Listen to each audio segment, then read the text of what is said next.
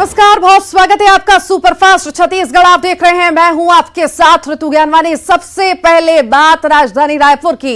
अनियमित कर्मचारियों का आंदोलन स्थगित हो चुका है। 3 मांगों पर सहमति बनी है। कमिश्नर यशवंत कुमार को ज्ञापन सौंपा गया है। बता दें आपको, सीएम भूपेश बघेल से मुलाकात करने पर सहमति बनी है। कर्मचारियों के वेतन नहीं काटने पर सहमति बनी। अनियमित कर्मचारियों को नहीं हटाने पर सहमति बन चुकी है। आश्वासन के बाद आंदोलन को स्थगित किया गया है।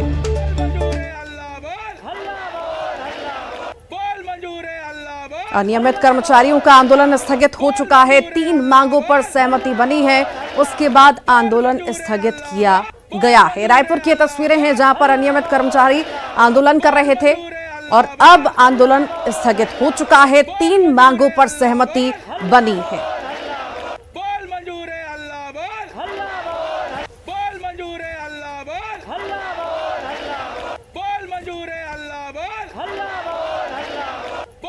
अनियमित कर्मचारियों का आंदोलन अब स्थगित हो चुका है। सीएम भूपेश बघेल से मिलने के बाद, बात करने के बाद सहमति बनी है। 3 मांगों पर सहमति बनी, जिसके बाद अनियमित कर्मचारियों ने अपना आंदोलन स्थगित कर दिया।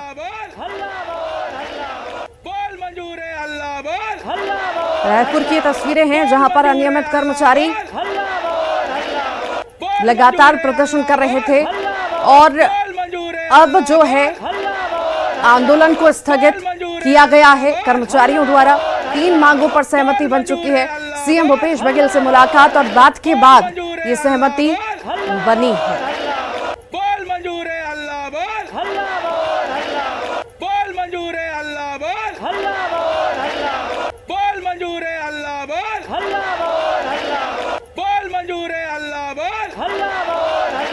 और इसी पर ज्यादा जानकारी के लिए देवव्रत भगत हमारे साथ लाइव जुड़ गए हैं। देवव्रत, अनियमित कर्मचारी लगातार परेशान थे, आंदोलन कर रहे थे, अब स्थगित कर दिया गया है। कौन कौन सी मांगों पर सहमति बनी है आखिर? जी, मुख्य मांग तो कर्मचारियों की नियमितीकरण की ही है, क्योंकि अनियमित कर्मचारी काफ़ी समय से ये आंदोलन कर रहे हैं और लगातार उनका आंदोलन चल रहा है। और लेकिन सरकारी कर्मचारियों और अधिकारियों के बाद अब अनियमित कर्मचारियों की भी हड़ताल समाप्त हो गई है। हालांकि ये कहा जा रहा है कि हड़ताल अभी स्थगित हुई है और अगर सरकार मांगे नहीं मानती तो आने वाले दिनों में ये आंदोलन फिर से खड़ा हो सकता है। लेकिन फिलहाल इस वक्त सरकार के लिए राहत है, क्योंकि इससे पहले मोर्चा एक तरह से सरकारी कर्मचारियों और अधिकारियों ने भी खोल दिया था। उसके बाद फिर जो अनियमित कर्मचारी काम पर थे वो भी हड़ताल पर चले गए थे। इससे कामकाज बहुत ज़्यादा प्रभावित हो रहा था। सरकारी कर्मचारियों और अधिकारियों ने तो अपनी हड़ताल खत्म कर दी, लेकिन अब तक जो अनियमित कर्मचारी थे वो अपनी हड़ताल जारी रखे हुए थे। और आज जो है ये हड़ताल स्थगित करने का ऐलान यहाँ पर कर्मचारियों ने किया है। और एक तरह से 3 मांगे हैं, जिसमें से मुख्यमंत्री से मुलाकात की बात ये कर रहे थे, तो मुख्यमंत्री से मुलाकात का समय एक दिया जाएगा। इसके अलावा जो हड़ताल अवधि रही है, इस हड़ताल अवधि के दौरान जो वेतन है वो नहीं काटा जाएगा। और एक अहम बात कि किसी भी कर्मचारी को जो अनियमित कर्मचारी के रूप में अभी तक काम कर रहा है उससे नौकरी से नहीं निकाला जाएगा। तो ये इन बातों पर अभी तक की सहमति बनी है और इस पर अभी कर्मचारियों ने अपनी हड़ताल खत्म की है। लेकिन मूल जो मांग है, जो कर्मचारी अब तक सरकार से जो मांग कर रहे थे, वो है नियमितीकरण की। और इसको लेकर के सरकार के तरफ से ये बातें भी सामने आई हैं कि सभी विभागों से ब्यौरा मांगा गया है और ये ब्यौरा जो है वो संकलित किया जा रहा है और उसके बाद फिर सरकार इस पर आने वाले दिनों में किसी भी तरह मूल मांग है नियमितीकरण की। विचार लगातार हो रहा है और कहीं ना कहीं हमने सीएम को सख्त रुख अपनाते हुए भी देखा था। बीच में उनका बयान भी आया था कि जितना किया, जितना करना था उससे ज्यादा किया, पर अब नहीं मान रहे हैं तो फिर आप करिए हड़ताल। इस तरह का बयान मुझे याद आ रहा है, इस तरह का बयान था। तो क्या लगता है कि वाकई में इस पर विचार होगा क्या? जी, सख्ती तो बरती गई थी और कर्मचारियों के लिए जिस तरह से जो सरकारी कर्मचारियों को भी 5 डे वीक्स मिल रहा है, लगभग वही अनियमित कर्मचारियों के साथ भी है और कलेक्टर दर पर इनको भुगतान भी किया जा रहा है। लेकिन इसके बावजूद नियमितीकरण की जो मांग है वो अहम और मूल मांग है और जिसे लेकर के लगातार कर्मचारियों का प्रदर्शन रहा है, अनियमित कर्मचारियों का। इससे पहले भी ये प्रदर्शन हो चुके हैं लगातार कई दफे। लेकिन अब क्योंकि अगला साल चुनावी है और ऐसी स्थिति में सरकार को इस पर किसी न किसी इसीलिए देखने वाली बात होगी। 3 मांगों पर सहमति तो बन गई है देवव्रत, मूल मांग है उस पर विचार विमर्श हो रहा है। आखिर क्या आउटपुट निकलता है ये देखने वाली बात होगी। बहुत शुक्रिया देवव्रत जानकारी को साझा करने के लिए। आगे बात करेंगे भारत जोड़ो यात्रा की। कांग्रेस की भारत जोड़ो यात्रा की शुरुआत हो चुकी है। कन्याकुमारी से शुरुआत हुई। ये यात्रा कन्याकुमारी से लेकर कश्मीर तक जाएगी और इस दौरान राहुल गांधी कुल 3,570 किलोमीटर की यात्रा करेंगे। यात्रा के शुभारंभ पर कन्याकुमारी में कांग्रेसी दिग्गज जुटे। इससे पहले राहुल गांधी ने पेरंदबुदुर में पिता राजीव गांधी के स्मारक पर जाकर श्रद्धांजलि दी। इस मौके पर उन्होंने कहा कि नफरत की वजह से मैंने पिता खोया है, इसीलिए अब मैं देश नहीं खो सकता। राजस्थान के मुख्यमंत्री अशोक गहलोत, तमिलनाडु के सीएम एमके स्टालिन और छत्तीसगढ़ के सीएम भूपेश बघेल ने राहुल गांधी को भारत जोड़ो यात्रा की शुरुआत पर तिरंगा सौंपा। कन्याकुमारी में इस सभा को संबोधित करते हुए सीएम भूपेश बघेल ने कहा कि देश में नफरत फैलाई जा रही है, जिसे खत्म करने के लिए भारत जोड़ो यात्रा की शुरुआत की जा रही है।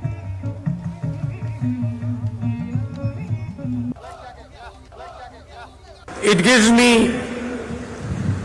great joy to be beginning this Bharat Jodo Yatra from this beautiful place. Why is it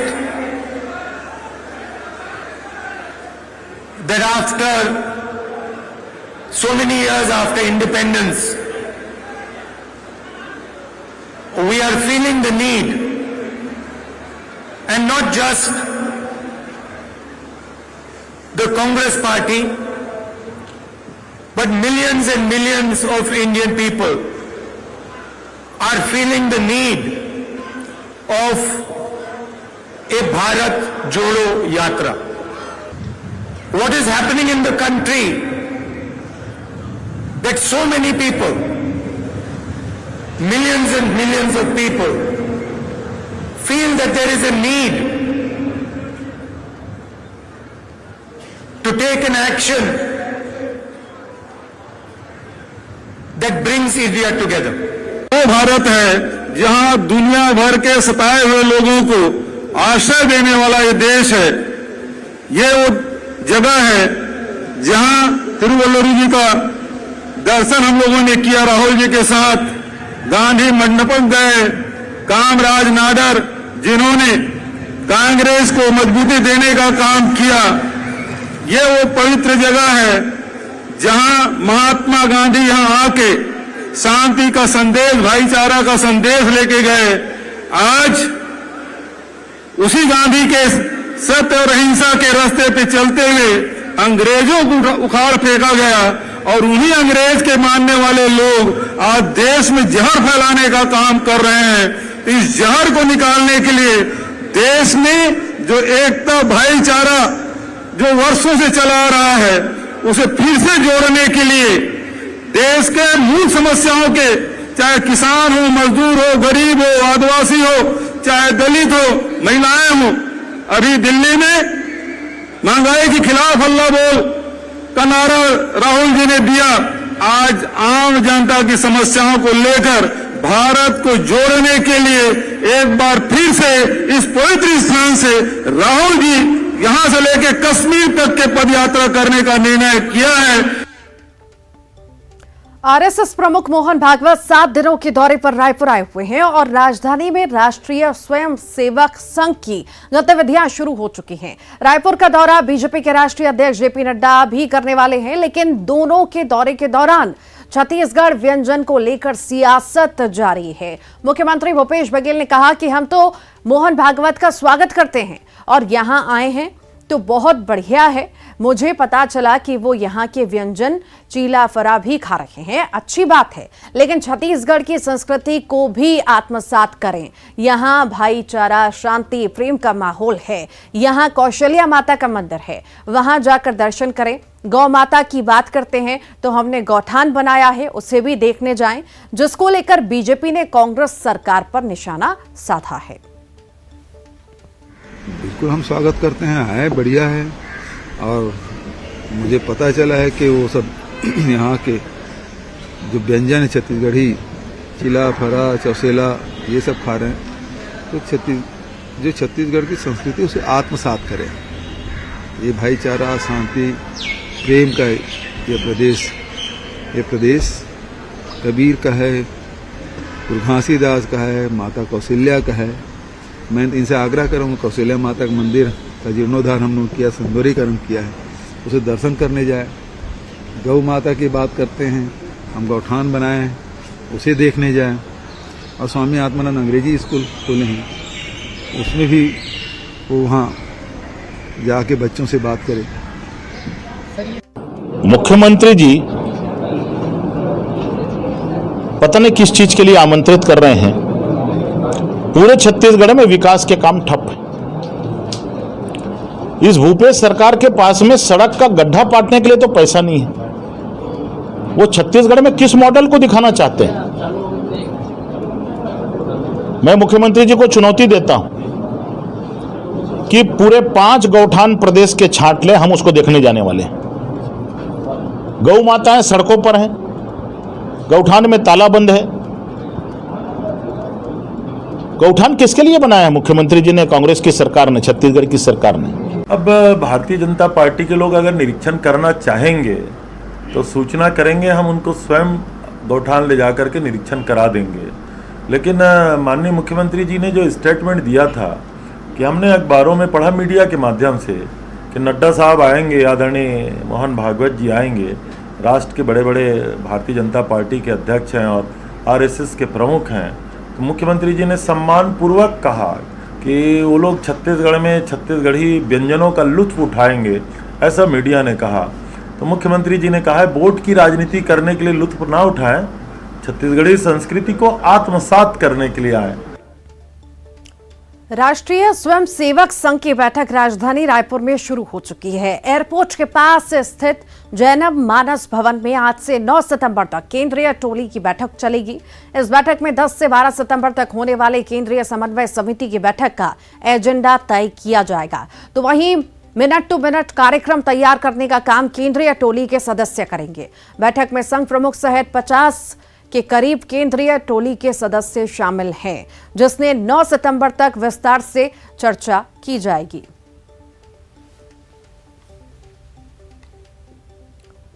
income tax विभाग ने बुधवार को देश भर में एक साथ 100 ठिकानों पर छापा मारा। दिल्ली, राजस्थान, महाराष्ट्र, उत्तर प्रदेश, उत्तराखंड और छत्तीसगढ़ समेत 7 राज्यों में आईटी की छापेमारी हुई है।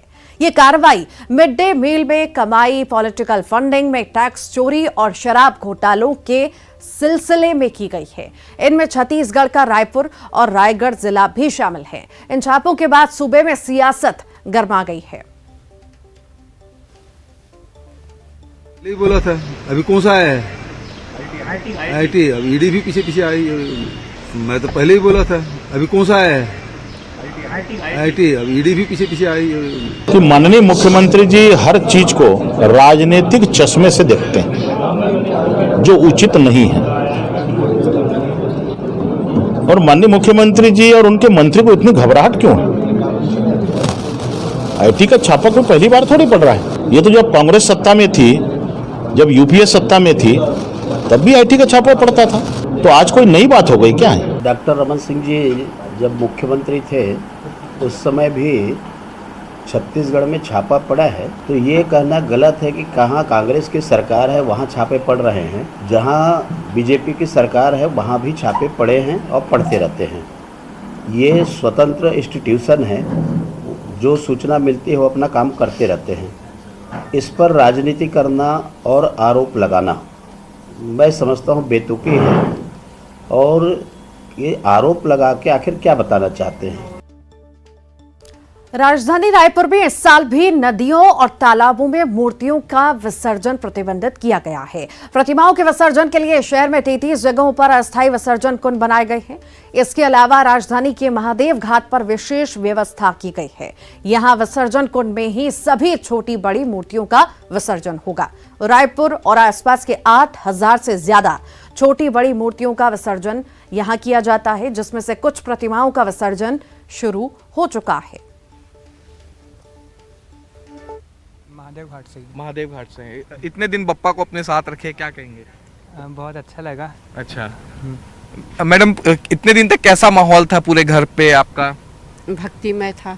बहुत ही बहुत ही अच्छा लगा। बप्पा हमारे घर आए, अच्छा, और अब विदाई हो रही है, क्या कहेंगे? दुख हो रहा है, लेकिन विश्वास है अगले साल बापा जरूर आएंगे हमारे घर। पूरा पानी वानी पूरा भरा हुआ है। हाँ। पूरा साफ सफाई करके यहाँ ड्यूटी आपकी लगी है? हाँ जी। अच्छा, तो ये पूरा देख रहे बाहर के लोग को जैसे विसर्जन करने कोई बाहर से अंदर आने नहीं देते। जाति प्रथा को खत्म करने और अंतर जातीय विवाह करने के लिए केंद्र सरकार प्रोत्साहन योजना चलाती है, जिसमें सामान्य वर्ग के महिला या पुरुष के अनुसूचित जाति वर्ग के पुरुष या महिला से शादी करने पर उन्हें प्रोत्साहन के रूप में 2.5 लाख रुपए दिए जाते हैं। पहली किस्त में शादी के तुरंत बाद 1 लाख रुपए दिए जाते हैं, जबकि 1.5 लाख रुपए 3 साल के लिए फिक्स डिपॉजिट किया जाता है। छत्तीसगढ़ में इस योजना को लेकर बहुत ज्यादा उत्साह नजर नहीं आता। पिछले साल 2021 में अंतरजातीय विवाह के 930 पंजीयन हुए, जिसके लिए 9 करोड़ 30 लाख रुपए की राशि मंजूर की गई। सूरजपुर की एक गरीब परिवार की छात्रा किक बॉक्सिंग में जिले का नाम रोशन कर रही है। गिनिता राष्ट्रीय स्तर पर छत्तीसगढ़ का प्रतिनिधित्व कर चुकी है, जिसमें गोल्ड, सिल्वर, ब्रॉन्ज मेडल जीत चुकी हैं। गिनिता का सपना किक बॉक्सिंग में राष्ट्रीय स्तर पर देश का प्रतिनिधित्व करने का है। सूरजपुर के वार्ड नंबर 12 में रहने वाली गिनिता बेहद साधारण परिवार से आती है। गिनिता के पिता चना, मूंगफली बेचकर परिवार का खर्च चलाते हैं, जबकि गिनिता अपनी प्रैक्टिस का खर्च दूसरे बच्चों को बॉक्सिंग सिखाकर खुद निकालती हैं। कोंडागांव जिले में स्थित लिंगेश्वरी माता का द्वार आज सुबह 4 बजे खोला गया। लिंगेश्वरी माता का द्वार साल में 1 दिन के लिए खोला जाता है। आज सुबह 12 बजे विधि विधान से गेट खोला गया, जिसके बाद मंदिर की साफ सफाई के बाद ताजे दूध, चंपा के फूल से माता रानी की विधिवत पूजा की गई। इस मौके पर मां के दर्शन के लिए बड़े पैमाने पर श्रद्धालुओं की भीड़ उमड़ी। हर साल की तरह इस बार जब गुफा का द्वार खोला गया तो वहां पर पिछले साल बिछाए हुए रेत पर बिल्ली के पंजे के निशान देखे गए। मान्यता के अनुसार बिल्ली के पंजे के निशान का मतलब क्षेत्र में लड़ाई झगड़े होने के संकेत हैं।